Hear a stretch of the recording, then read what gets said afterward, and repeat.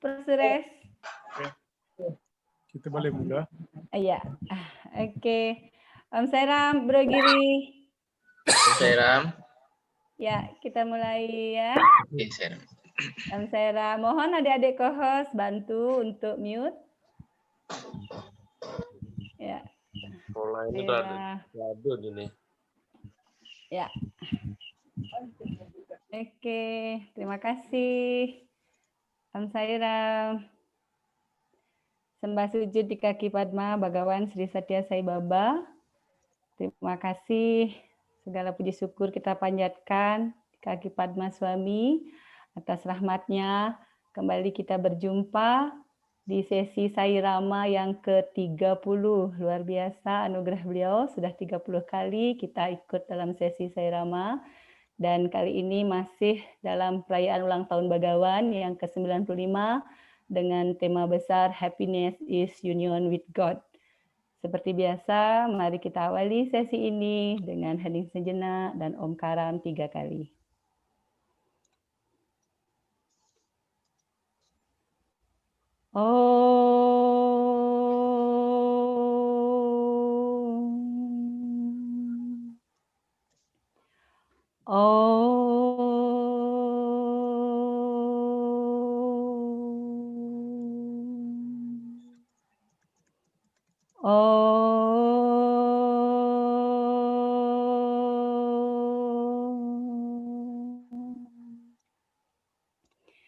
Jai Sairam.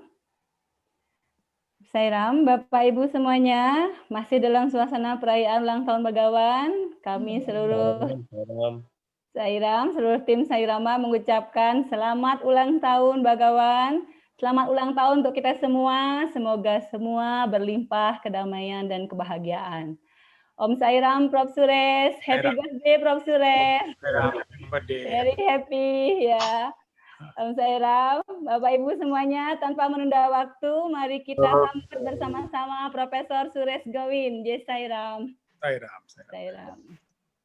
Para bakta sekalian, Sairam dengan limpah kurnia Bhagawan Baba. Sekali lagi kita jumpa di Sairap program Sairama lepas perayaan hari jadi Bhagawan yang kita merayakan minggu lepas hari Sabtu. Jadi hari Isnin. Hari Senin, ya. Hari Senin, ya. Okey, so sekarang kita adakah siapa-siapa nak sharing pengalaman kali ini mungkin kita buat disiplin sadhana dan sebagainya. Adakah perubahan yang kita lihat dalam diri kita? Adakah kita boleh dapat memberikan hati yang lebih murni mungkin? Ataupun resolusi yang kita ambil tahun ini, ada siapa-siapa nak sharing? Oke, Sairam, Bapak Ibu. Sudah 2 kali pertemuan kita bahas tentang kebahagiaan. Jadi pertama kita bahas tentang apakah kebahagiaan, kemudian di manakah kebahagiaan. Nah, dari apa yang sudah kita sharing minggu lalu, mungkin ada Ibu Bapak yang mau berbagi pengalaman, atau mungkin tantangan yang dihadapi, atau mungkin keberhasilannya setelah menerapkan resolusi untuk persembahkan kebahagiaan di hari spesial Bhagawan. Silakan berkenan berbagi. Oke, Om Sairam. Adakah Sis Punam? Sairam, Sis? Palembang mungkin mau berbagi, silakan. Sairam. Oh, saya nggak enak nih nunjuk-nunjuk. Sairam, Pak. Silakan, Bapak. Sairam. Jadi di hari ulang tahun, hari kelahirannya Bhagawan Sri Satya Sai Baba yang ke-95 ini, kebahagiaan yang kami peroleh yaitu ketika di mana kita dapat melayani orang lain. Pertama dengan kita melakukan donor darah, yaitu di SSI Tolai. Kita setelah melaksanakan donor darah di Rumah Sakit Anuntaloko Parigi Motong. Dan berikutnya kita melaksanakan pembagian sembako di Desa Purwosari yang di mana mereka pada saat bulan lalu kena musibah banjir bandang. Nah, itulah merupakan suatu kebahagiaan yang kami peroleh untuk membagi kebahagiaan kepada teman-teman yang membutuhkan. Om Sairam. Om Sairam, luar biasa Bapak. Terima kasih banyak Pak dengan berbagi jadi bahagia. Om Sairam, Prof. Silakan Prof. Sairam, oke, terima kasih sharing. Ada lagi? Ada siapa lagi? Ya, silakan Bapak Ibu yang lain berkenan berbagi untuk menginspirasi. Om Sairam. Om Sairam, Pak Putu silakan. Om Sairam. Saya cuma ingin membagi Prof. Suret ya, membagi perasaan saya. Artinya di dalam ulang tahun Begawan ini, saya berpikir dulu kan selama hidup itu kan berpikir kebahagiaan itu kayaknya seperti ada di luar gitu, Prof. Oke. Artinya selalu konteksnya itu eksternal, bahwa saya selalu bahagia kalau di luar itu berpengaruh terhadap saya, menyebabkan saya bahagia. Belakangan ini saya mulai berpikir bahwa bahagian itu rupanya saya rasakan dari dalam gitu. Walaupun saya melakukan Rayana Sewa kemanapun gitu ya, selama COVID ini, tapi tetap jalan. Tapi begitu bahagia rasa di dalam hati saya, di dalam pelayanan itu ya. Jadi membawa saya pulang ke rumah itu kedamaian dan kebahagiaan itu ada di dalam diri gitu. Dan saya mencoba mulai bahagia itu mulai dalam diri saya. Kadang-kadang kan di luar itu sangat berpengaruh terhadap kita. Semua everything yang menyebabkan saya itu baik kesel atau gembira itu saya mulai mengikis itu bahwa kebahagiaan itu ada dalam diri saya mulai. Begitu yang saya rasakan mulai Prof. Suret. Terima kasih. Terima kasih Pak Putu, Sairam. Oke, Sairam, kita coba lagi Sister Risma. Sairam, Sister Risma. Sairam. Sairam, Sister, apa kabar? Boleh berbagi? Sorry Sister, saya ikut telat jadi nggak tahu ini lagi sharing apa ya. Oke. Nanti ya. Kita baru gabung. Iya, nanti. Terima kasih, Sairam. Oke, Prof, bagaimana? Kalau tak ada, siapa kita boleh sambung? Mulai. Ada lagi Bapak Ibu yang Sairam. Oh, Sairam, Mbak Ilo. Sairam, silakan, Mbak Ilo. Sairam, Pak Prof. Sures, saya mau berbagi kebahagiaan. Oke. Saya mengikuti Sairama ini ketika Prof. Sures berkata, stanakan Begawan di dalam hati. Ya. Nah, sejak itu mungkin setelah seminggu saya baru laksanakan, Pak Prof. Setelah itu saya stanakan Baba di hati saya, di hati masing-masing, suami saya dan saya. Terjadi mujizat yang terjadi di keluarga kami. Baba mengirim pertama sekali 4 orang muridnya untuk belajar di rumah kami, Pak Prof. Oh. Selama sebulan sampai hari ini menjadi muridnya berapa? 23 murid. Oh, iya. Ya, anak tetangga di sekitar rumah kami yang kurang mampu. Mereka kami ajarkan pendidikan nilai-nilai kemanusiaan. Oh, bagus. Mereka saya jadwalkan tiap hari Senin, Selasa, Rabu, Kamis, Jumat, dan Minggu. Sabtu libur, Minggu datang untuk kami ajak ikut grup Balfikas Jakarta atau Singaraja. Yeah. Mereka kita kasih jadwal jam 8 pagi sampai jam 10, tetapi terkadang jam 7 pagi mereka sudah datang, Pak Prof. Oh, terima kasih. Dan terjadi banyak perubahan, orang tuanya datang ke kami bilang terima kasih. Yang paling terharu Pak Prof. Sures, selama ini saya pernah bercita-cita berkata kepada suami kalau saya nanti lahir kembali, saya pengen menjadi guru. karena pada waktu tahun 99 saya ke Puttaparthi, Baba bless guru PNK seluruh dunia. Pada saat itu saya menangis, saya pengen profesi menjadi guru.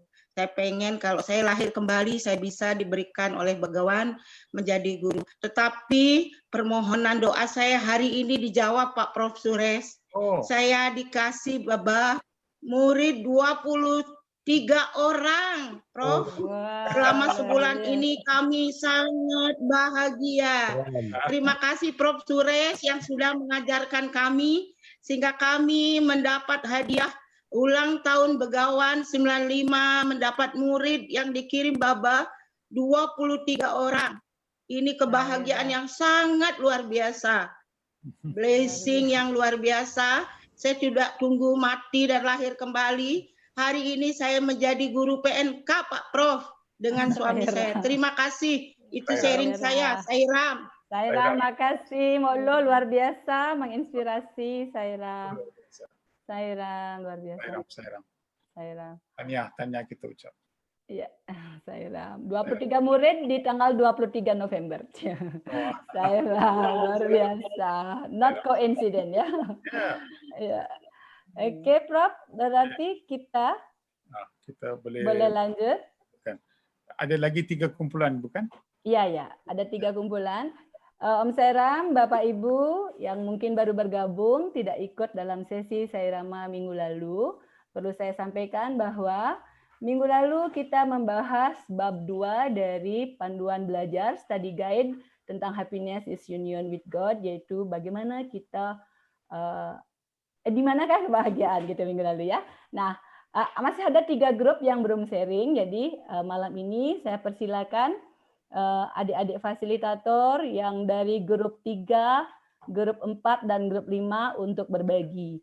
Nah, grup 3 silakan Om Sairam, Bro Nyoman Sumantra.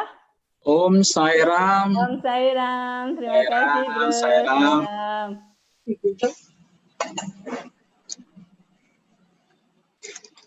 Sairam. Sairam siap, tunggu share screen dulu. Bisa Iya. minta izin untuk Boleh. share screen? Boleh. Izin 100%. Oke. Ya.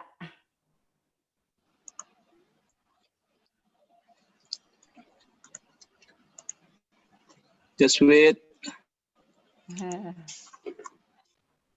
Kita sabar menunggu, Bro Nyoman. Sairam. Ini yang sharing Bro Nyoman apa Bro Giri? Sairam, beda ini nih, beda. Oh ya, oke. Nggak apa-apa, silakan Nyoman. Siap, laksanakan. Kita mulai. Ya. Oke.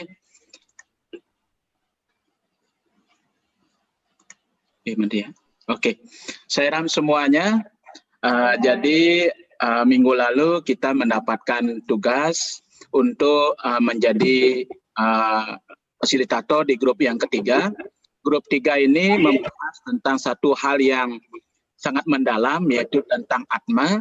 Dan karena ini sangat mendalam, maka pada waktu kita diskusi, kita punya satu moto, yaitu Silent is Atma. Jadi membahas tentang Atma, dan kita akan mulai untuk sharing bersama, yaitu kita akan mulai dengan, pertanyaan yang pertama yang kita dapatkan kemarin. Jadi pertanyaan artikelnya adalah Param Jyoti atau cahaya yang tertinggi dalam bentuk Atma Jyoti adalah di dalam dirimu. Itu adalah cahaya non-dualitas dan bersifat abadi atau eternal. Itu adalah cahaya keabadian, itu adalah cahaya diri yang sejati. Jika engkau memiliki cahaya itu dalam dirimu, mengapa engkau harus takut kepada hal lain? Mengapa engkau khawatir? Berbahagialah. Di mana kebahagiaan? Bagaimana mengalaminya? Bersatu dengan Tuhan adalah kebahagiaan. Bhagavad Gita dengan jelas menyatakan bahwa dunia ini fana dan lembah air mata. Dan kedamaian serta kebahagiaan yang abadi tidak dapat ditemukan dengan kemelekatan padanya. Sumber kedamaian dan kebahagiaan abadi ada di dalam diri kita sendiri. Itulah Atma atau diri yang ilahi. Dengan menyadari Atma, barulah kedamaian dan kebahagiaan dapat dijaga. Dari diskusi kami, kita lanjutkan. Yang pertama pertanyaannya adalah, Atma adalah cahaya yang jika kita bisa mengidentifikasinya, maka kita dapat mengalami non-dualitas dan keabadian. Ini adalah cahaya keabadian. Apakah yang dimaksud dengan ini? Bagaimana kita bisa menerjemahkan hal ini dalam kehidupan sehari-hari? Baiklah, di sini ada 3 hal yang disampaikan. Yang pertama adalah bagaimana cara kita menyadari Atma atau kualitas Atma dalam diri kita dalam kehidupan sehari-hari. Yang pertama yaitu menyadari aliran napas dalam diri kita. Jadi ketika kita mulai menyadari, artinya hidup dalam kesadaran, jadi kita menyadari aliran napas dalam diri kita. Yang kedua yaitu melihat ke dalam diri dan melihat dan menanyakan siapa yang membuat semuanya bisa terjadi. Siapa yang membuat hal ini bisa terjadi, hal itu bisa terjadi, itu merupakan sebuah jawaban dari mengidentifikasi Atma yang ada dalam diri kita. Dan juga siapa yang memberikan kesempatan yang diperoleh dan siapa yang mengatur semuanya. Itu merupakan sebuah pertanyaan-pertanyaan yang menuntun kita untuk mengetahui dan mengidentifikasi Atma atau cahaya yang ada dalam diri kita sendiri. Yang kedua adalah jika kita ingin berbicara tentang Atma dan itu adalah sama juga dengan kualitas Tuhan, maka itu mengacu pada sifat Tuhan itu sendiri, yang yaitu disebutkan yaitu tidak tersentuh oleh apapun juga. Apakah itu hal-hal yang buruk atau hal-hal yang baik terjadi dalam hidup kita. Jadi kalau kita melihat, menyadari keadaan di luar, artinya apapun yang terjadi di luar, apakah hal itu baik atau buruk, itu tidak menyentuh keadaan batin kita. Jadi kita belajar bahwa Atma itu yang menggerakkan kita, membimbing kita dan menuntun kita, selalu kita dalam keadaan steady di dalam diri, dalam batin kita. Tidak tergoyahkan dengan apa yang terjadi di luar dan apapun yang menyentuh dalam hidup kita. Jadi kita tetap dalam keadaan batin yang tidak tersentuh. Jika ada masalah, bisa diselesaikan dengan baik. Artinya ketika ada masalah yang muncul di luar diri, maka kita refleksinya ke dalam diri dan itu bisa diselesaikan dengan baik jika kita melihat tentang kualitas Atma dalam diri kita. Yang ketiga adalah yaitu saling memaafkan. Ya, terus saling memberi pengertian dalam hidup ini, bayar bagaimanapun kesalahan orang. Artinya kita melihat bahwa setiap orang juga mengalami proses dalam kehidupannya dan apapun yang terjadi, kita tidak menghakimi, kita tidak menilai, apalagi mencari kesalahannya. Tugas kita saling memaafkan dan juga saling memberi pengertian dalam hidup ini. Dan kita hal ini bisa dilakukan ketika kita menyadari ada Atma atau Tuhan dalam diri setiap orang. Jadi ini 3 hal yang berkaitan dengan bagaimana memahami dan menyadari Atma adalah cahaya dalam hidup kita sehari-hari. Pertanyaan yang kedua adalah, kedamaian dan kebahagiaan tidak dapat ditemukan dengan kemelekatan pada dunia ini. Dapatkah para bhakta memberi contoh bagaimana kedamaian dan kebahagiaan bisa hilang melalui kemelekatan? Nah, terus jawaban yang pertama adalah, fokus pada satu pencapaian duniawi, maka semua waktu dan energi fokus ke satu hal lain saja.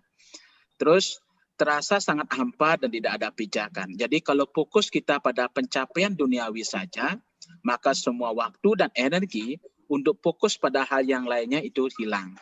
Maka kalau kita fokus pada pencapaian duniawi saja, maka itu terasa sangat hampa dan tidak ada pijakan. Kemelekatan duniawi akan menghilangkan jati diri kita yang sesungguhnya. Itu yang pendapat yang pertama. Yang kedua, kemelekatan bersifat sementara dan tidak kekal. Melekat dengan sesuatu dan jika hal itu hilang, maka kebahagiaan itu juga akan hilang. Nah, Terus yang ketiga, bukan karena hal-hal duniawi yang bisa membuat kita bahagia. Ingin fokus pada kebahagiaan duniawi, namun banyak tantangan yang terjadi sampai kehilangan waktu untuk mendalami spiritual. Jadi di sini ditegaskan bahwa bukan hal duniawi yang membuat kita bahagia, dan jika kita fokus pada duniawi saja, maka tantangan dan juga kehilangan waktu kita untuk mendalami spiritual. Namun ketika kita kembali ke dalam rangkulan spiritual, baru kembali terasa kedamaian dan kebahagiaan itu. Nah, terus yang keempat adalah selalu ada positif dan negatif. Nah, jadi dalam keadaan apapun juga, kehidupan kita alami setiap hari, selalu ada positif dan negatifnya. Berusaha untuk menetralisir dengan cara menerima dan mengerjakan semuanya dengan senyuman.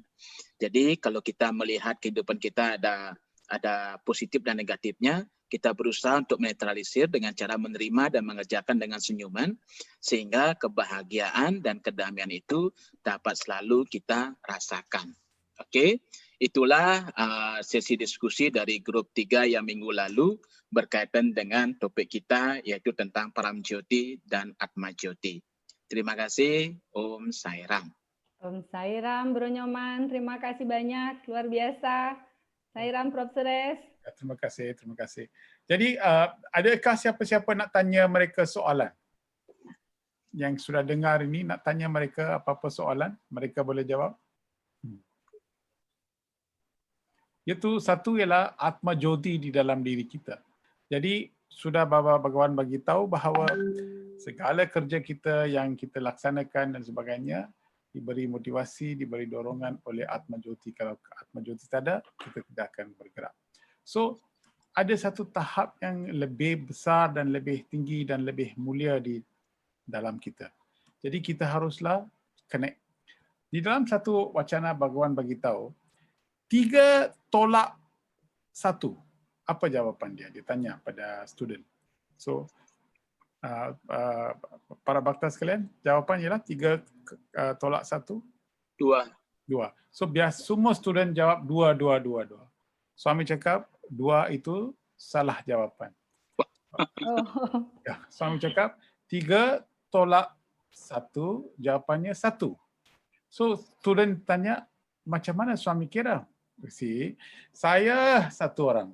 Dunia 1 lagi orang. Di tengah-tengah ialah cermin.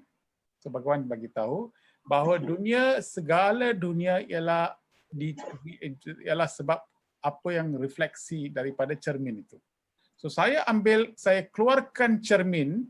Bila saya keluarkan cermin, dunia itu pun tidak akan ada. Jadi 3, saya cermin dengan dunia, I ambil cermin, ambil 1, tinggal balik saya saja. Dunia tidak ada.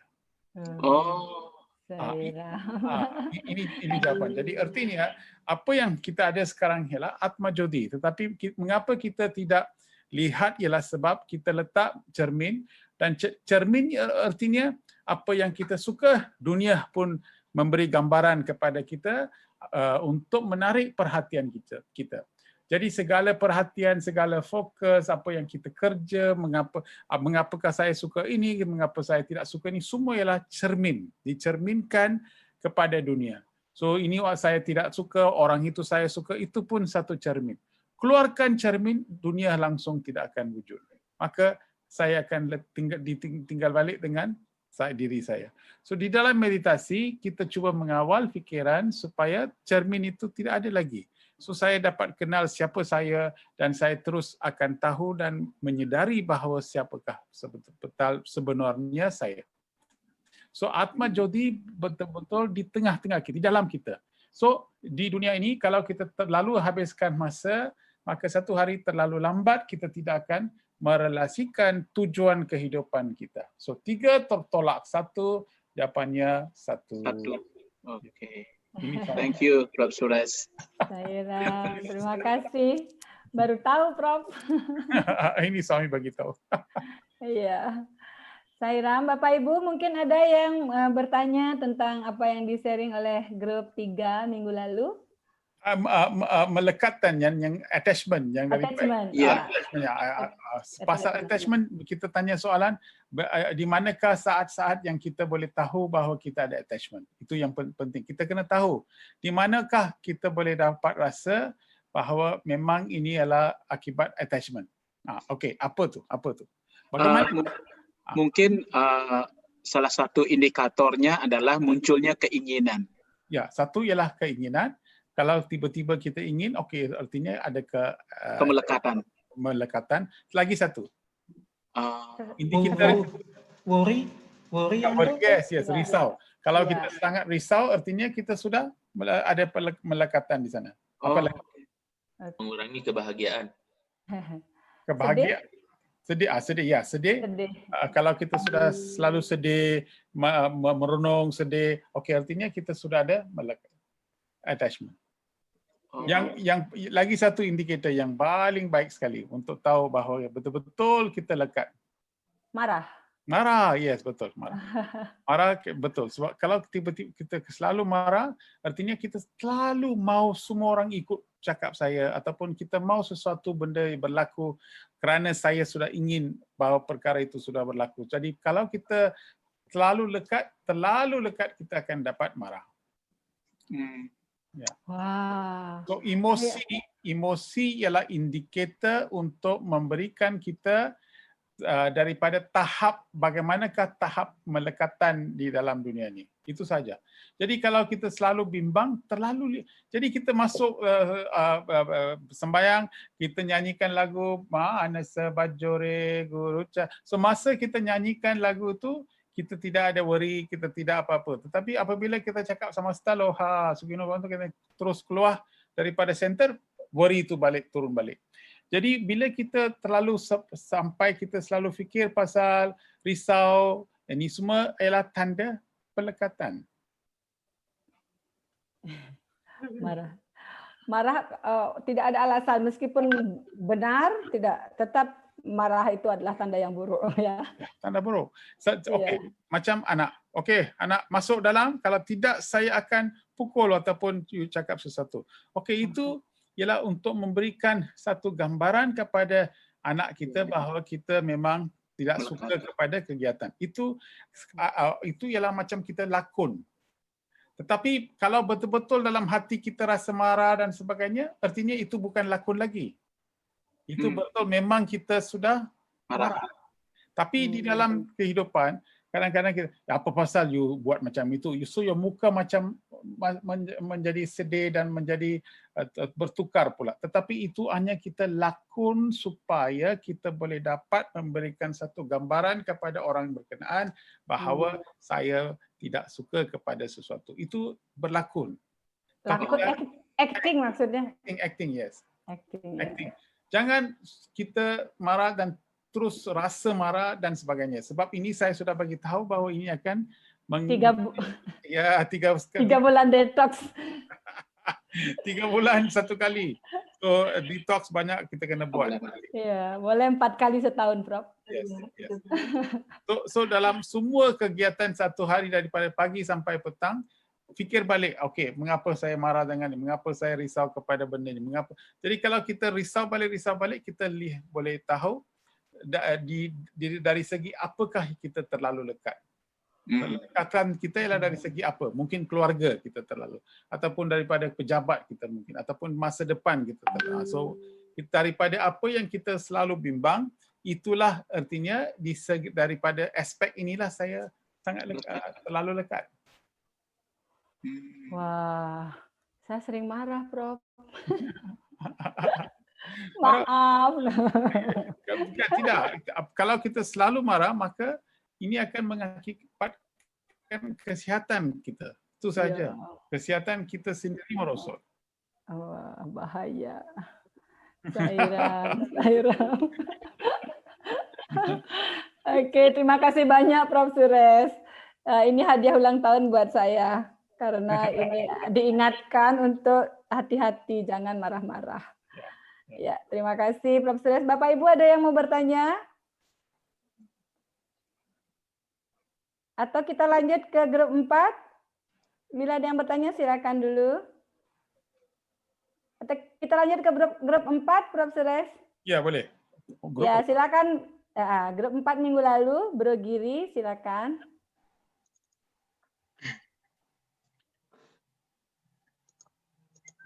Ya, Om Sairam. Wah, Bro Giri cepat, Sairam. Ya, selamat ulang tahun semuanya. Sairam, terima kasih. Selamat ulang tahun juga. Sairam. Sebenarnya ini sangat nyambung dengan yang dibahas barusan baik oleh Bro Sumantre maupun Profesor Suresh tentang kemelekatan. Ini terus terang aja nih saya mendapatkan yang grup 4 ini rada ini juga nih diingatkan juga sih sebenarnya gitu ya. Jadi pertanyaannya aja langsung ya. Bagaimana caranya agar kita tidak mengejar semua objek yang sebenarnya hanya numpang lewat dalam hidup ini? Apakah mereka tidak penting? Bagaimana kita menyeimbangkan hidup kita dengan mempertahankan objek-objek tersebut, namun tetap fokus pada Tuhan? Mungkin ada satu wacana yang kemarin itu yang menarik ini ya, yang di grup ini. Jadi Baba mengatakan orang-orang tidak mengetahui sumber dan mata air kebahagiaan yang terletak di dalam diri mereka sendiri. Mereka percaya bahwa mereka bisa mendapatkan kebahagiaan dalam jumlah yang banyak dan dalam waktu yang cepat dengan mengejar fata morgana, tren mode, kemewahan, kegembiraan atau hiburan. Engkau adalah saksi, terpisah dari kejadian. Engkau adalah yang melihat, bukan yang terlihat. Orang-orang membayangkan bahwa kebahagiaan ini dapat ditemukan dalam pekerjaan, pernikahan, harta milik, atau keturunan. Bukan seperti itu. Engkau mengharapkan kebahagiaan dalam satu hal setelah hal lain. Satu hal setelah hal lain, gitu. Pendidikan, pekerjaan, pernikahan, anak, dan sebagainya. Tapi kebahagiaan menghindar darimu. Kebahagiaan abadi hanya akan diperoleh dengan kesatuan dengan keilahian. Ya. Nah, ini pertanyaan tadi ya, bagaimana caranya agar kita tidak mengejar objek-objek duniawi seperti yang tadi juga sudah diceritakan tadi. Dan yang kedua adalah engkau adalah yang melihat dan bukan yang dilihat. Apa yang dimaksud dengan pernyataan ini? Berikut adalah sharing dari teman-teman kita yang kemarin join sekitar 25 orang dan mereka cukup interest menjawabnya, produktif menjawabnya. Di antaranya adalah sebagai berikut. Yang satu, caranya adalah untuk menghindari kemelekatan dari objek tersebut adalah menghadirkan beliau dari setiap aktivitas duniawi.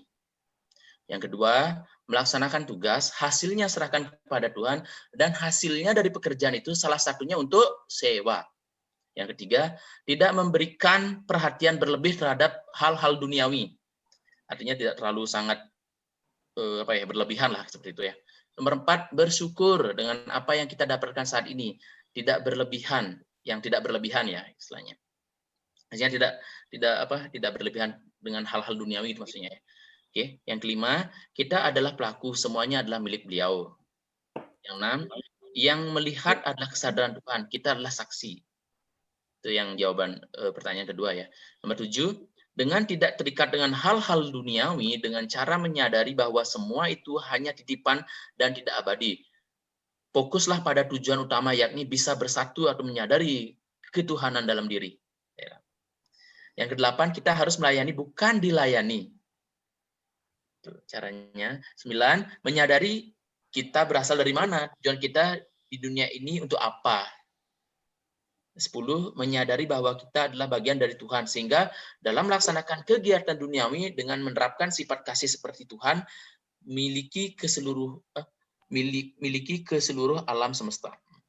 Oke. 11, lahir tidak membawa apa-apa di dunia ini. Lahir tidak membawa apa-apa di dunia ini, hidup sangat singkat. Yang 12, selalu menyadari bahwa tidak ada yang kita miliki di dunia ini. Lahir dalam tanda kutip telanjang, nanti balik juga tidak membawa apa-apa seperti itu. Yang terakhir, mengembangkan kesadaran bahwa kita adalah jiwa, mengecilkan ego sekecil-kecilnya. Itu saja cara untuk bagaimana agar kita mengurangi keterikatan terhadap objek-objek duniawi. Sairam. Demikian Profesor Sairam. Terima kasih. Sungguh baik ya, sungguh komplit nih. Ya, terharu saya, Sairam. Lalu ya, banyak poin. Ya. Dan semua poin sangat relevan. Ya.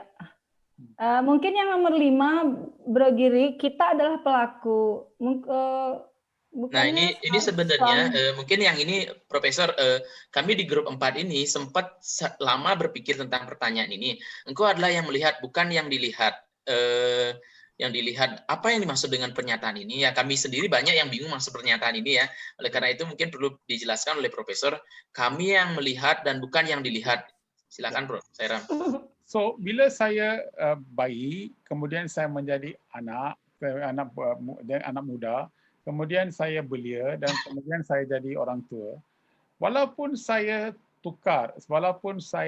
bertukar daripada segi badan saya, berusia dan sebagainya, tetapi ada sesuatu di dalam kita yang tidak tukar langsung. Apa yang di dalam kita yang tidak langsung tukar dipanggil seer. Seer means orang yang nampak. Tapi orang yang apa yang kita buat di luar itu selalu tukar. So apa yang kita faham daripada ini ialah sistem kita ada dua jenis. Satu ialah, for example, saya sedang cakap sekarang. So bila saya sedang cakap, ada sesuatu yang kalau saya boleh bayangkan bahawa sesuatu yang keluar daripada sistem saya dan tengok saya cakap, maka artinya apa yang menjadi saksi ialah menyaksikan apa yang saya cakap dan saya pula terdiri ataupun saya sedang berkecimpung di dalam percakapan ini. Ada dua. Jadi meditasi ialah apabila kita menjadi saksi. So example, kalau kita duduk dalam meditasi, kita akan dapat banyak fikiran-fikiran yang ganggukan kita. Tetapi apabila kita sudah masuk ke mode saksi, kita akan saksikan segala fikiran yang datang macam sungai. Sungai itu mengalir di depan kita. Tetapi kita tidak masuk ke dalam sungai itu. Jadi daripada itu kita boleh lihat fikiran itu lalu. Maka apabila kita mula lihat fikiran kita, maka artinya kita ialah dalam saksi. Kita lah mensaksikan fikiran itu. Banyak kali apabila kita mula buat meditasi, kita akan lompat ke dalam sungai itu dan kita akan dibawa sungai itu ke satu tempat. Jadi artinya kita tak ada fokus. Kita terus lah. Jadi fikiran kita, tiba-tiba saya fikir macam itu, tiba-tiba saya fikir macam itu. Jadi artinya kita tidak dalam keadaan saksi. Seorang spiritual haruslah di dalam keadaan saksi. Artinya selalu boleh lihat diri di dalam segala kegiatan. Kalau mula kita buat sedemikian, maka kita enjoy life. Apa artinya? Kita akan selalu kita boleh dapat lihat tangan suami bergerak. Tangan suami begitu. Kita pagi itu baik sekali kita boleh dengan jelas boleh dapat lihat sesuatu kejadian, sesuatu orang datang ke bantu kita dan sebagainya, semua kita nampak Bhagawan yang buat. Apabila kita di dalam saksi. Ada banyak kali saya tengok satu buku yang saya memang mau, tiba-tiba ada orang datang, dia bagi buku tu, buku yang kita mau, tetapi buku itu diberi. Saya pun tidak tahu apa pasal, tak apalah, you simpan dulu, baca, lepas tu pulang. So saya tahu, oh, terima kasih Baba. Tapi kalau saya tidak di dalam mode saksi, maka saya akan cakap, oh lucky lah, baru saya fikir you sudah bawa itu buku, itu saja kita akan fikir. Kita akan cakap itu lucky. Tetapi sebenarnya ini adalah pergerakan. Tapi bagaimanakah kita boleh dapat mengayati pergerakan itu, ialah apabila kita masuk ke dalam mode saksi. Ya. Saya ram. Dan apabila kita lebih kepada saksi, pelekatan itu akan jadi kurang. Ya, ya. Itulah teknik. Ini ialah teknik bagaimana kita tak dapat attachment. So sekarang ada orang you kerja situ. Bila you kerja, orang datang bagi you duit banyak, macam korupsi. So dia bagi duit. So sekarang kita dalam mode saksi, oh ini duit tidak halal, ini duit datang ke sini. Tetapi duit kalau saya ambil, saya boleh dapat banyak kesenangan dalam kehidupan saya. Maukah saya ambil? Tetapi dalam pikiran saksi itu akan bagi tahu kita bahawa jangan ambil sebab ini tidak betul. You kerja sahaja, cakap tak mau. Jadi perbualan yang kita ada di dalam minda itu artinya kita di dalam mode saksi. Kalau orang bagi duit, oh duit, terima kasih, and then terus ambil, artinya you tidak ada peluang untuk masuk ke dalam mode saksi. So seorang spiritual harus selalu lihat semua dalam mode saksi. Jadi pelekatan kita tidak akan dibawa, harus itu tidak akan bawa ke duniawi. Kita akan terus bersama dengan Atma Jyoti kita. Jadi ingat seperti misalkan kayak film kartun, film kartun itu kan kadang-kadang ada di kanan ada apa namanya setan, ada di kirinya ada ini apa namanya angel kayak gitu ya. Jadi menjadi saksi lah ya. Ngerti. Ya, tidak terikat ya. Kita juga bisa menjadi saksi terhadap pikiran kita ya, Prof. Ya. Kenapa jadi saksi ketika emosi bergejolak, ketika sedih, ketika jadi dengan menjadi saksi kita tidak larut. Di dalam mode saksi itu kita akan rasa okey, saya sedih. Jadi mode saksi, mengapakah saya sedih? Apakah yang menyebabkan saya sedih? Betulkah kita harus sedih? Jadi pikiran-pikiran itu akan timbul kalau kita tidak dibawa oleh sungai worry, sungai marah, sungai risau dan sebagainya. Kita boleh dapat tidak lekat kepada sungai itu. Banyak kali orang letak kaki dalam sungai, sungai itu akan bawa kita terus dan sampai kita tidak tahu berenang balik. Itu artinya depression. Pikiran itu sudah bawa terlalu banyak sehingga kan kita susah mau balik. Habis orang itu akan makan ubat lah, makan inilah, makan itu banyak sekali. So, bila kita selalu di dalam mode saksi, kita boleh dapat lihat diri kita di dalam segala so dengan ini kita tidak akan ada dapat attachment dengan begitu banyak di dalam duniawi. Kita akan hanya anggap duniawi ini satu pentas yang saya diberi sedikit masa untuk lakon. Lepas lakon itu curtain akan jatuh dan bila itu curtain jatuh maka banyak devotee akan datang ke rumah. Om Triambagam Yajam Suganti. Dan terus bawa kita untuk bakar, itu saja habis. Om Sairam, terima kasih Bro Giri. Terima kasih Prof. Sairam. Bapak Ibu mungkin ada yang berkomentar tentang sharing dari kelompok 4 tadi hasil pembahasan minggu lalu. Intinya kita sama-sama akan belajar menjadi saksi dari setiap kejadian yang kita alami, bahwa kitalah yang kontrol ya, tidak ada orang lain yang bisa menyentuh kita kecuali kita izinkan. Ketidakdamaian mengganggu diri kita itu karena kita tidak menjadi saksi. Sairam. Sairam, kita harus melayani bukan dilayani. Ini kira-kira benar ya ini ya? Apa? Benar sekali, Bro Giri, Sairam. Mau Prof. Sudah jelasin lagi? Kita harus melayani bukan dilayani. Kita harus mesti cari peluang untuk beri pelayanan, bukan duduk dan tunggu sampai orang layan kepada kita lah. Soalnya senang juga kalau dilayani. Wah, Sairam. Ada Pak Dewa Suro yang berkomentar, semua juga akan berlalu. Jadi jangan terlalu terikat, Sairam.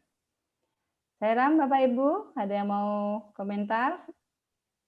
Mungkin sudah sangat setuju, seperti inilah pendapat Bapak Ibu juga, nggih. Sairam. Ya. Kita lanjut ke grup 5, Prof. Ya, 5. Ya, Sairam, silakan Sister Laksmi Paramita. Sairam, Sairam, Profes. How are you? Sairam, apa kabar? Oke, terima kasih banyak atas waktunya, Bode. Saya langsung share aja ya. Ya. Untuk grup 5. Sudah hilang batuknya ya? Oh, sudah. Ya, senang banget lancar suaranya. Ya, Sairam. Oke, sudah terlihat ya kira-kira? Belum, masih start. Oke. Ya, sudah.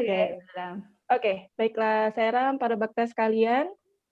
Saya dari kelompok atau grup 5, kami dari grup 5.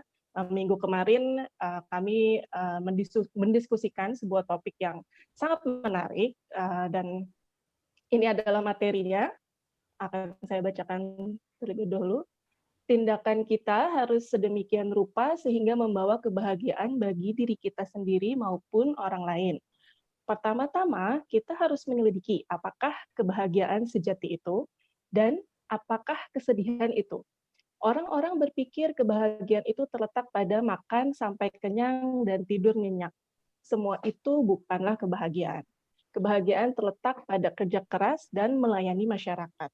Kita dapat mengalami kedamaian dan kebahagiaan hanya jika kita membantu yang miskin dan yang membutuhkan. Hari ini, tidak ada orang yang menginginkan kesulitan. Semua orang menginginkan kebahagiaan. Di manakah kebahagiaan itu? Dia ada di mana-mana. Kita harus mengumpulkan kelayakan untuk mengalaminya. Nah, ini sebenarnya satu paragraf, tapi sangat dalam sekali, sehingga waktu minggu kemarin kita cukup agak struggling to think about this one paragraph. Jadi lumayan cukup alot gitu ya memikirkannya. Kemudian hanya ada satu hal yang akan selalu bersamamu dan di dalam dirimu, di sekitarmu, di atasmu, dan di bawahmu, dan itulah kebahagiaan. Kebahagiaan tidak memiliki bentuk. Oke, dari materi ini ada 2 pertanyaan. Yang pertama adalah ada satu kalimat yang di-highlight. Kebahagiaan adalah bekerja keras dan melayani masyarakat. Lalu pertanyaannya, berapa banyak jam ekstra yang dapat disisihkan dalam seminggu untuk melayani masyarakat lebih dari apa yang telah dilakukan saat ini? Kemudian yang kedua, semua orang menginginkan kebahagiaan. Di manakah kebahagiaan? Kebahagiaan ada di mana-mana. Kita harus mendapatkan kelayakan untuk mengalaminya. Menurut Anda, apakah maksud dari pernyataan di atas?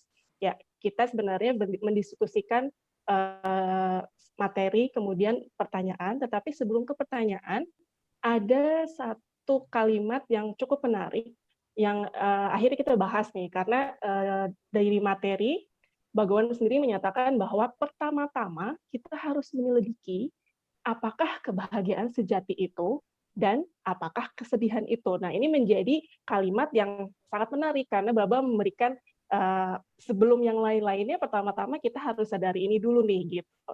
Nah, dari diskusi ini kita mendapatkan beberapa jawaban dan luar biasa sekali. Ada para bakta kita yang berada di grup memberikan sebuah cerita bagaimana sih membedakan apa itu kebahagiaan sejati dan apa itu kesedihan. Nah, jadi begini, sebenarnya kebahagiaan itu ada 2 hal, yang satu kebahagiaan sejati dan satu lagi adalah kebahagiaan yang bersifat sementara. Dan biasanya kebahagiaan sementara ini dia berasal dari kebahagiaan indria. Nah, caranya seperti apa sih untuk membedakan gitu?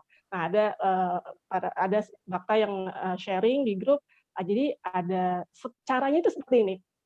Yang namanya bahagia sementara itu akan ada selalu sensasi pertama kali. Wah, ini menarik nih, Bode. Sensasi pertama kali. Oh, apa itu? Sensasi pertama kali itu seperti ini. Contohnya nih, kita belum pernah makan sesuatu, misalkan es krim gitu ya. Es krim misalnya merek tertentu keluaran terbaru rasa coklat mint gitu ya. Nah, kita saya pengen banget nih ngerasain coklat mint, es krim rasa coklat mint itu. Kemudian kita beli nih. Kita beli dan kita makan. Nah, semua sensasi yang kita rasakan di lidah kita untuk pertama kali itu pasti akan memberikan kebahagiaan gitu. Jadi ketika pertama kali makan, enak sekali. Wah, itu sensasi pertama kali. Nah, itu adalah kebahagiaan yang didapatkan dari indria. Nah, ciri-cirinya kebahagiaan tersebut lama-lama nanti akan berkurang. Gitu. Lama-lama nanti akan berkurang dan nanti akhirnya kita akan bosan. Karena ya kita juga bisa bayangkan ya, kita setiap hari beli coklat mint, es krim rasa coklat mint setiap hari, lama-lama sudah tidak seenak pertama kali kita beli. Nah, ketika kita merasa bosan, disitulah kita akan mencari rasa yang memberikan sensasi lagi. Gitu. Nah, itu akan terus berulang, sehingga suatu ketika kita merasa bosan dan tidak menemukan yang baru lagi, kita akan merasa sedih.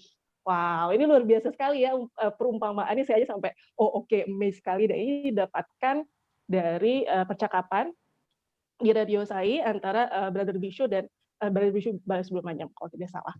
Kemudian, nah bedanya apa dengan kebahagiaan sejati? Kebahagiaan sejati bersifat selamanya. Jadi tidak ada sensasi pertama kali dan tidak ada kebosanan. Karena bukan berasal dari indria. Nah, inilah yang biasa disebut bliss gitu. Nah, jadi saya merinding nih. Menjelaskan ini. Jadi ketika kita merasakan satu kebahagiaan yang tidak pernah berubah dari awal hingga akhir, itulah yang dinamakan bliss. Nah, ketika itu beberapa bhakta juga memberikan contoh, mungkin seperti kita bertemu dengan suami, gitu. Ketika kita atau kita melakukan pelayanan dan itu rasanya tidak pernah berubah. Dan ketika kita menolong orang lain, kemudian menolong orang tua, dan itu ada satu kebahagiaan yang rasanya itu tidak pernah berubah dari awal sampai akhir. Nah, itu adalah diskusi yang sangat menarik mengenai bagaimana cara membedakan kebahagiaan sejati dan kebahagiaan yang sementara. Ya, baiklah, selanjutnya kita masuk ke pertanyaan. Berapa banyak jam ekstra yang dapat disisihkan dalam seminggu untuk melayani masyarakat? Nah, setiap pada waktu itu bahkan ada yang berkata bahwa tidak pernah menargetkan waktu dan mereka fokus ya untuk melayani. Tapi ada juga yang berpendapat bahwa ternyata di salah satu buku suami yang mengenai office bearer, untuk office bearer ternyata suami mengatakan minimal itu 4 jam seminggu dan itu adalah waktu yang sangat ideal. 4 jam seminggu ini berarti akumulasi ya total gitu kan, dalam satu minggu minimal kita meluangkan waktu selama 4 jam dan ternyata itu cukup cukup sedikit juga ya untuk untuk kita luangkan dan semoga ke depannya setelah kita mengikuti diskusi di Sairama kemudian belajar lagi mengenai ajaran Bhagawan, kita bisa menambah waktu kita dari minggu ke minggu ya. Dan yang kedua, ini terpotong. Oh ya, sudah lihat. Semua orang menginginkan kebahagiaan. Di mana kebahagiaan? Kebahagiaan ada di mana-mana. Kita harus mendapat kelayakan. Nah, ini kelayakan itu seperti apa? Nah, ini adalah pendapat dari para peserta. Kebahagiaan terletak pada kerja keras dan melayani masyarakat. Itu adalah kata kunci yang dinyatakan oleh Baba di dalam materi ya. Para bhakta juga memberikan pendapat bahwa kita harus membuat diri kita berbahagia. Tetapi ternyata Baba mengindikasikan bahwa sebelum diri sendiri berbahagia, ternyata kita harus terlebih dulu membagikan kebahagiaan kepada orang lain. Dan yang kedua, mengidentifikasikan makna dari kebahagiaan dalam diri sendiri. Itu yang sepertinya nyambung ke yang tadi ya, cerita mengenai bagaimana cara membedakan. Nah, itu harus terus kita identifikasikan, kita harus sadar, dan terus-menerus melakukan penyelidikan ke dalam diri, untuk merasakan kebahagiaan yang sejati. Dan yang ketiga, ini sangat penting kalau menurut saya, manusia hidup adalah untuk melayani dan melihat bahwa semua adalah perwujudan Tuhan. Ya, jadi ketika kita menyadari tujuan ini, maka saat itulah kelayakan mungkin akan kita dapatkan. Karena kita sudah melihat bahwa segala sesuatunya adalah perwujudan Tuhan dan kesadaran tersebut dapat dilatih ketika kita mulai melayani, melakukan pelayanan tanpa pamrih ke masyarakat. Kira-kira seperti itu resumenya Mbok De dari grup 5, sangat singkat tetapi isinya berbobot sekali ini. Ya, luar biasa. Ya. Sairam, terima kasih Sister Lasmi. Sairam, luar biasa. Terima kasih. Ya. Soalan nak tanya, apabila kita tanya pasal melayani masyarakat ni, di dalam kumpulan kita, adakah kita tanya berapa jam seorang selalu buat pelayanan ini? Ya, ngasih Samsung ini selama 1 bulan lebih udah.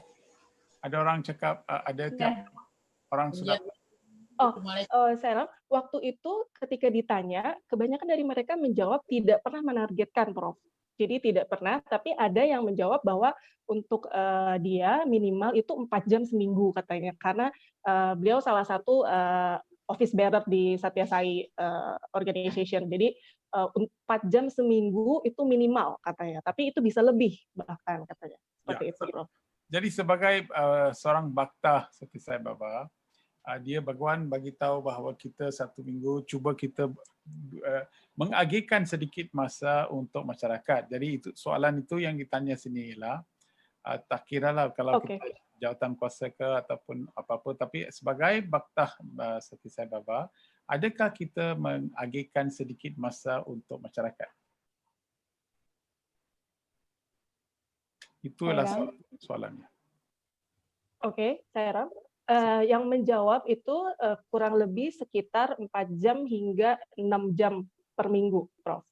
Oke, tiap-tiap orang, average? Enggak setiap orang. Justru malah ada yang mengatakan dia tidak punya target, jadi hanya melakukan saja tapi tidak pernah menghitung berapa total yang telah disisihkan.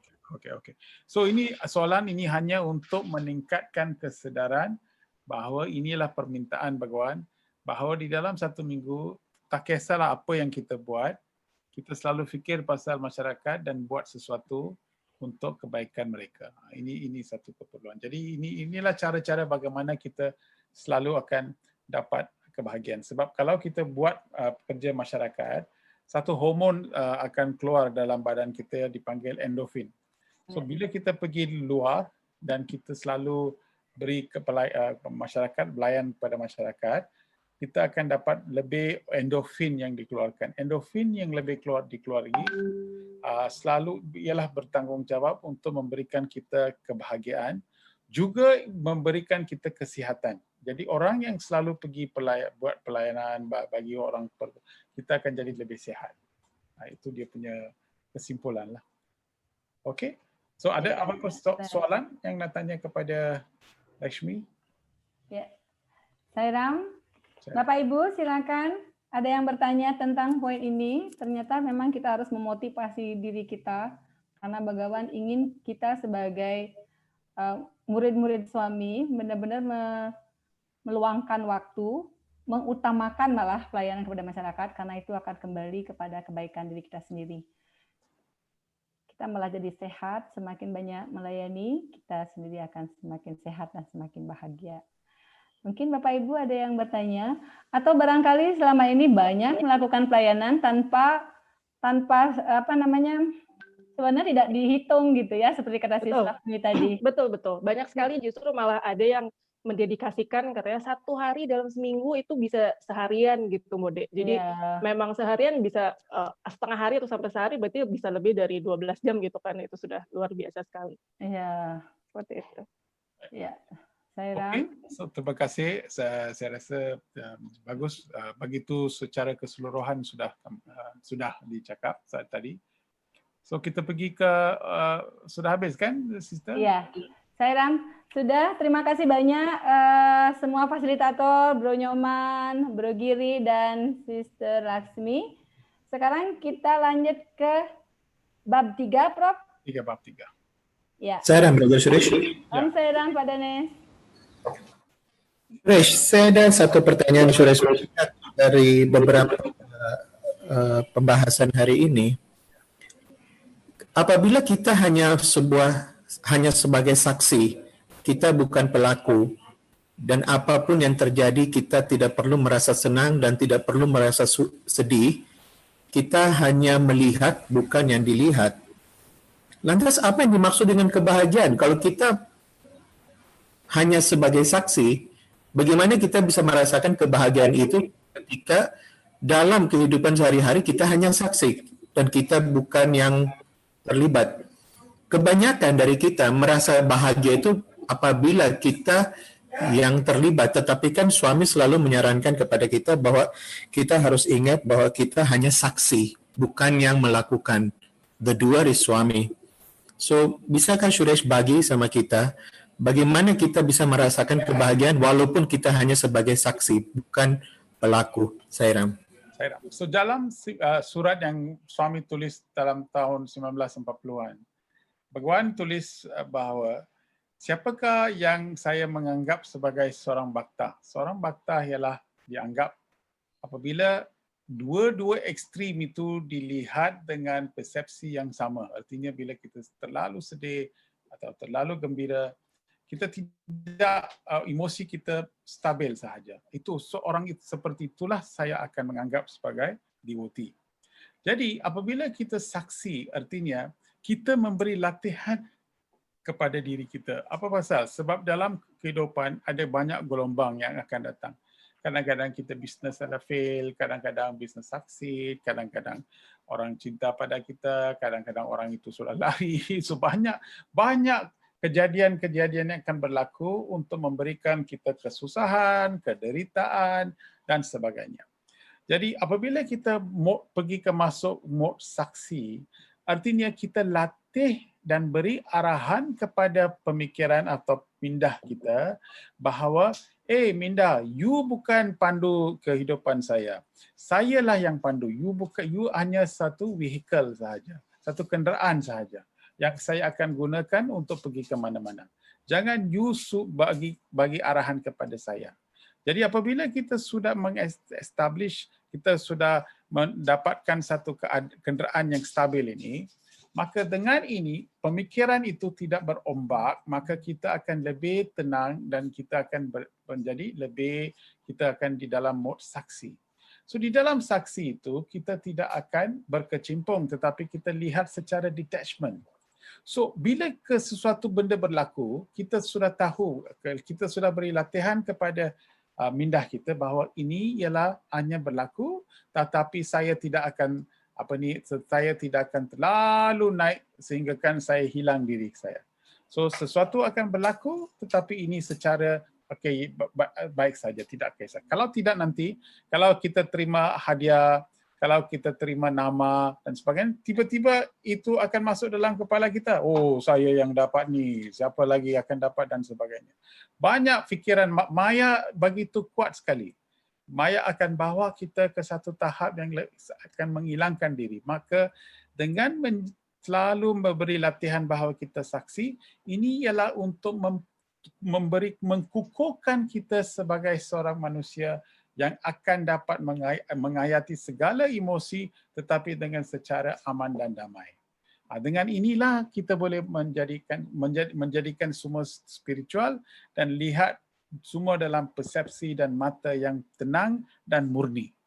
Inilah cara bagaimana. Kalau tidak nanti, kalau satu hari kita tinggi, satu hari kita rendah, satu hari marah, satu hari tak marah, artinya kita terlalu dalam gelombang.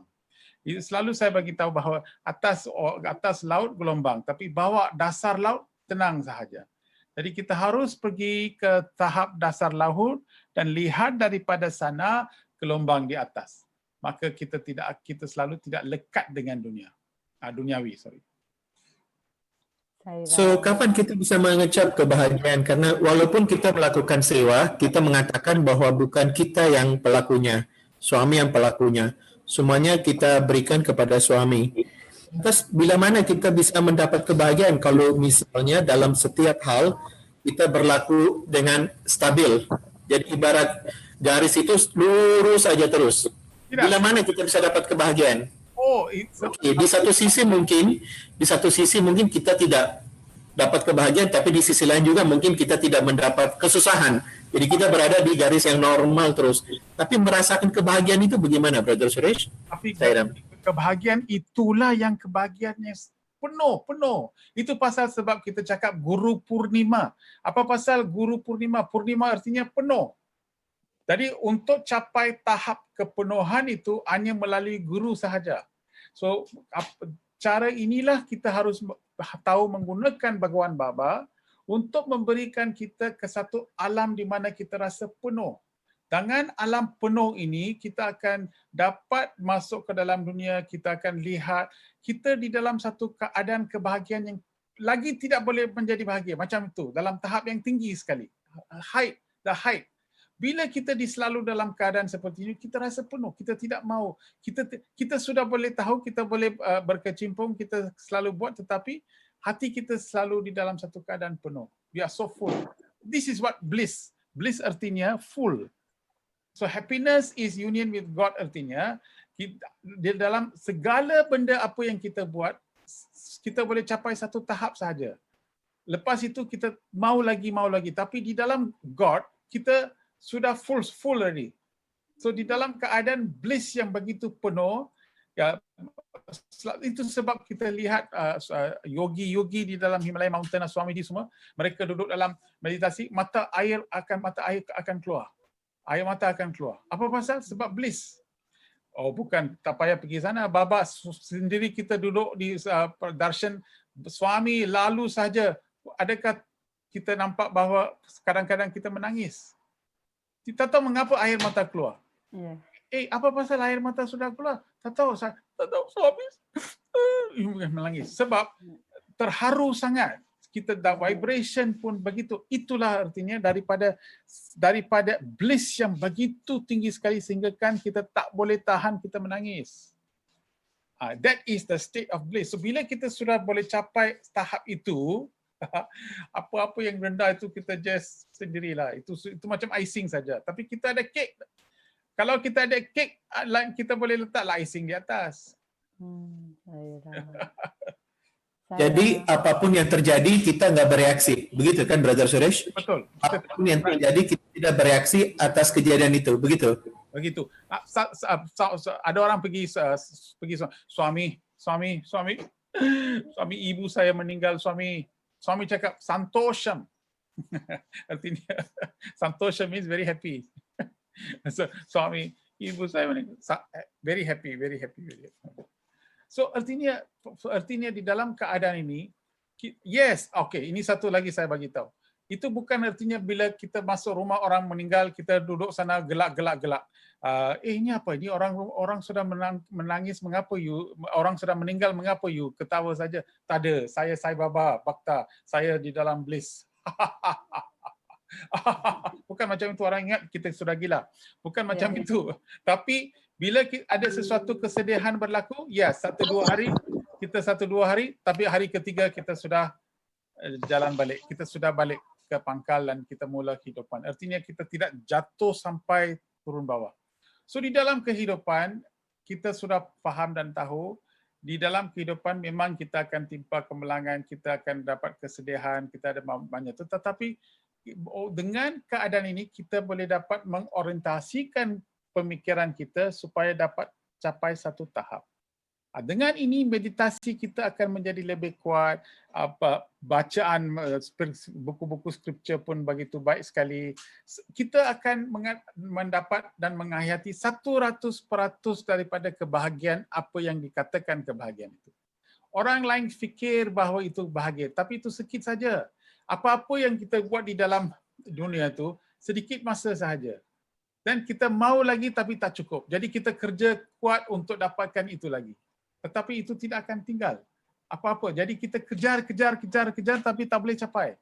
Itu sebab di dalam Ramayana, Sita selalu fikir pasal Sri Rama. Tapi sedikit sahaja dia punya fikiran sudah lari sikit dan pergi ke rusa. So dia cakap pada suami dia, ayo tu rusa begitu cantik sekali, takkan tak boleh bagi saya, cubalah dapatkan saya. Jadi suami suruh Lakshmana jaga isteri dia dan dia masuk hutan. Dia mau cari itu rusa lari ke dalam hutan lagi. Dia kejar itu rusa lagi masuk ke dalam hutan. Inilah satu gambaran yang baik. Kalau kita kejar duniawi akan lari daripada kita. Jadi apabila kita kejar, kita tidak akan sampai mana-mana tahap kebahagiaan. Itu sebab orang itu akan selalu sedih dan selalu marah dan sebagainya. Jadi hati kita harus selalu dengan Baba, berasa penuh. Jadi kita datang di dunia ini untuk merasa hati kita begitu penuh sekali dengan Bhagawan, dengan kasih sayang Bhagawan, dan hidup di dunia ini untuk menghayati segala perasaan dan sebagainya. So inilah satu fahaman, inilah orang panggil jnanam. Jnanam means knowledge. Dengan inilah kita inilah cara bagaimana kita harus hidup.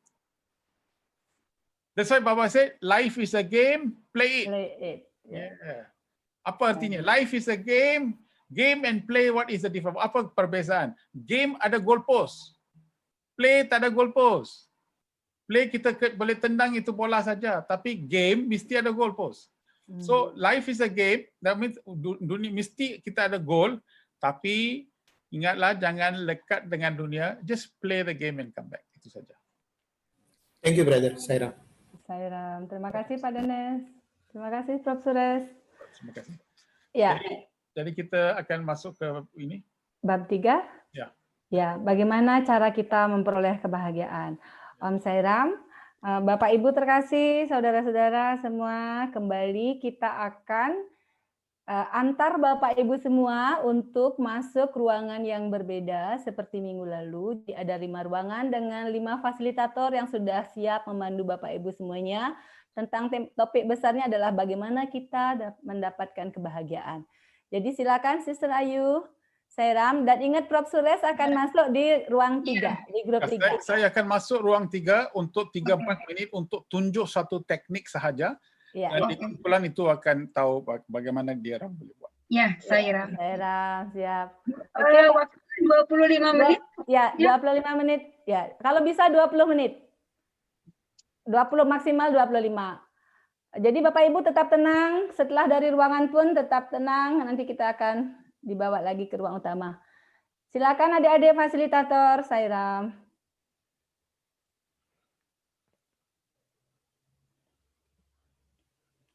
Silakan.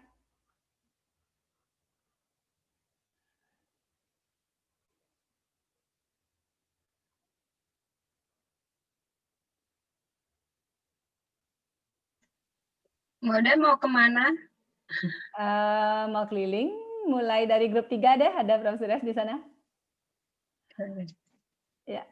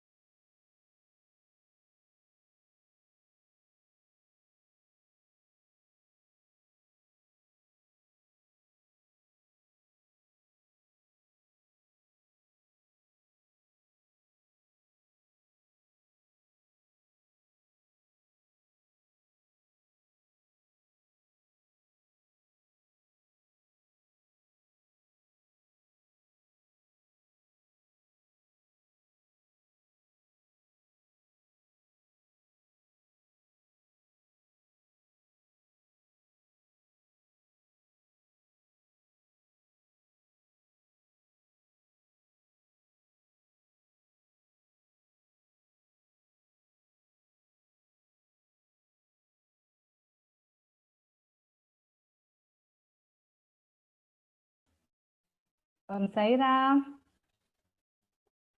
Om Sairam, Bapak Ibu. Om Sairam. Om Sairam. Semua sudah mendarat dengan selamat? Ya, selamat. Oke, Om Sairam, mohon maaf kepada teman-teman yang ada di grup 4. Tadi ada sedikit kendala teknis, jadi telat mulainya ya, Sairam. Mohon maaf. Mohon maaf ya, Bro Nyoman. Nah, Bapak Ibu yang lainnya, selamat datang kembali di ruang utama. Sairam, Prof. Suresh. Sairam.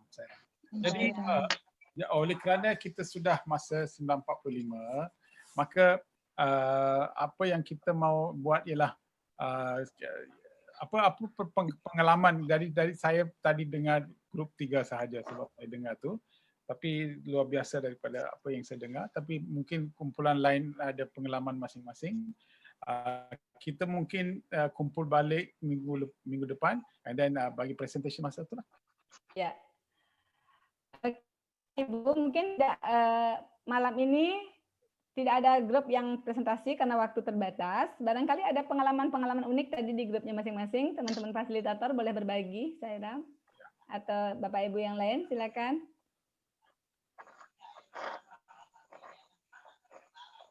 Sairam. Bagaimana di grup 1, Bro Lingga? Gimana? Lancar, aman, terkendali? Sairam. Sairam. Lancar, aman, terkendali. Oke, Lingga, terima kasih banyak ya. Aktif diskusinya? Aktif. Cukup banyak poin-poin yang sudah kita rangkum. Ya, nanti minggu depan kita sharingkan ya. Ya, terima kasih banyak Lingga, Sairam. Nah, di grup 2 Bro Pur, Sairam, Bro Pur, bagaimana tadi? Membahas tentang apa Bro Pur? Sairam membahas bagaimana meraih kebahagiaan, melihat Tuhan dalam diri orang lain. Tadi saya berhasil melihat diri saya dalam diri orang lain. Oh ya? Ada Dwi kebetulan hadir di sini di kedua ada coba dibuka videonya. Coba dibuka yang mana? Sama enggak? Twin Brothers. Sairam, ada dua. Melihat cermin kayaknya ya, Bro. Lihat Tuhan dalam diri, luar biasa sekali. Terima kasih Bro Pur. Mana Bro Dwi-nya? Sairam. Hadir di sini Mode. Sairam Mode. Oke. Sama, coba buka video dong. Sairam. Oke, terima kasih. Sama ya. Terima kasih. Terima kasih. Ya. Ada pengalaman unik. Oh, Sairam ini kembarannya. Akhirnya. Ya. Oke, ada Twin Brothers. Ya, ada yang khusus di grup 2? Bagus-bagus Mode, tapi rasanya kurang lengkap kalau disampaikan satu-satu. Mungkin nanti pada saat presentasi semua kita sampaikan ya, Mode. Oke, ya terima kasih Bro Pur dan Bro Dwi Sairam. Oke, grup 3 Pak Guru Wayan. Pak Guru Wayan tadi hanya dalam meditasi. Hampir habis 25 menit. Ya. Di grup 3 tadi saking ininya, saking terhanyutnya saya pun lupa waktu. Iya. Jadi ya kita sangat menikmati sih di grup 3 dan ada beberapa pendapat juga yang mungkin nanti kita bisa share minggu depan bersama-sama. Ya, sayang ya nggak adil kalau sedikit-sedikit dibagi ya. Nanti sekalian semuanya minggu depan. Oke, terima kasih Pak Guru Wayan. Oke, Bro Nyoman Semandra, Sairam, grup Sairam. Ya, tadi kita mau coba share screen di disable. Maaf, saya ikut ke grup 3 tadi penasaran, terus asik pejamkan mata. Maaf. Nggak apa-apa. Tapi bisa dibaca ya, diskusi berjalan lancar ya. Diskusi berjalan lancar dan luckily untungnya di grup 4 kita banyak berbicara tentang pengalaman. So experience dalam kehidupan. Jadi terima kasih untuk materinya dan juga pertanyaannya. Dia nukiknya langsung pengalaman dan banyak di antara kita berbicara pada level pengalaman. Dan jika ingin mendengarkan apa saja pengalamannya, tonton minggu depan. Wah, iklannya seru ya. Oke, Sairam. Terima kasih Bro Nyoman. Sairam, Sis Laksmi, bagaimana grup 5? Sairam, Mbak De. Wah, seru sekali Mbak De, grup 5. Jadi memang pertanyaannya juga lebih ke praktikal, kemudian ada mengenai pemahaman dan semuanya menjawab dengan sangat dalam dan filosofis sekali. Seru-seru. Iklannya sama. Kalau mau tahu apa aja, saksikan minggu depan. Ya, mesti hadir minggu depan. Mesti hadir minggu depan ya. Oke. Bawa semua youth. Kita punya 2 fasilitator youth, jadi mestinya semua youth hadir. Ada Bro Fisal. Bro Fisal manakah? Sairam masih bersama kita? Bro Fisal? Sairam? Sepertinya sudah live, Mak. Oke. Nggak masalah, minggu depan youth Bro Fisal lagi coffee break. Ya. Sairam, terima kasih semuanya. Bapak Ibu, Prof. Suresh, Om Sairam. Sairam, terima kasih. Ya, sekali lagi kami haturkan terima kasih banyak Prof. Suresh, sangat indah sekali membimbing kita. Happy birthday sekali lagi. Semoga bahagia semua untuk kita. Ya, Sairam, Bapak Ibu semuanya, terima kasih. Kita persembahkan kepada Bagawan apa semua yang kita diskusikan malam ini. Mari kita akhiri sesi kita malam ini dengan merasakan kebahagiaan di hati kita. Semoga Bagawan senantiasa hadir dalam setiap sesi yang kita selenggarakan. Mari kita hening sejenak dan tutup dengan doa samasta loka sakino bhavantu.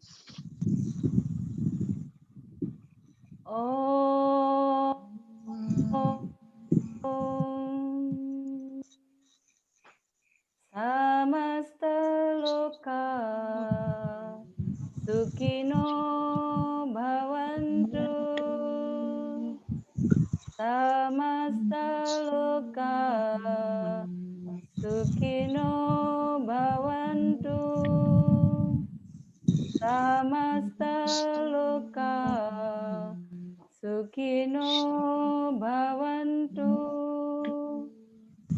Om